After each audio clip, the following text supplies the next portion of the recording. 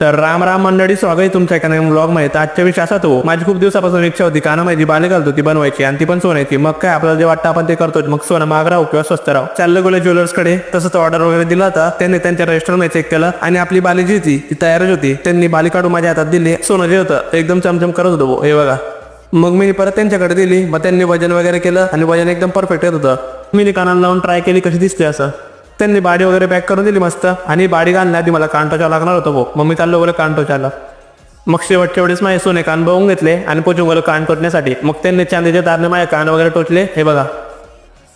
आणि हा जो चांदीचा तार होता हा मला एका आठवड्यापर्यंत असं राहू द्यायचा होता, कारण याच्यानंतर मला ती सोन्याची बाली घालता येणार होती भाऊ. 1 week later. मी पोचून गेलो एका आठवड्यानंतर तार काढण्यासाठी. चांदीचा तार काढला आणि आपली जी ओरिजिनल सोन्याची बाडी होती ती घातली. पण ते घालताना पूर्ण दुखत होतो भाऊ. पण ते म्हणतात ना, कुछ पाणी के लिए कुछ खोना पडता है, तसा विषय होता. आणि फायनली घातल्यानंतर एकदम नांद फोडा भाऊ, एक नंबर दिसत होता. डायरेक्ट 50 तोला. असली